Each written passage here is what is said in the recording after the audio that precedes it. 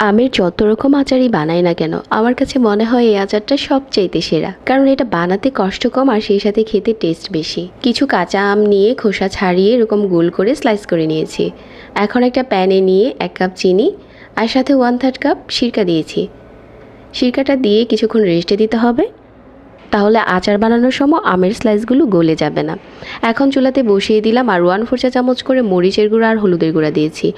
অল্প আঁচে কুক করলে দেখা যাবে যে পানিটা ছাড়তে শুরু করেছে আর আমের এই স্লাইসগুলো শক্ত হয়ে গেছে।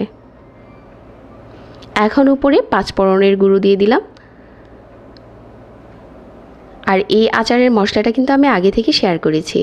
কিছুটা বিট লবণ ছড়িয়ে দিয়েছি। একটু ভালো করে নেড়েচেড়ে আরও কিছুক্ষণ এটা টানিয়ে নিচ্ছি। এই আচারটা বানানো এতটা সহজ আর এটা কিন্তু বছর জুড়ে ভালো রাখতে পারবেন। আচারের কালারটা যখন এই পর্যায়ে এসেছে চুলা থেকে নামিয়ে নিচ্ছি। আর এটা আপনি কাচের বয়মে ভরে রেখে দিলে 1 বছর ভালো থাকবে।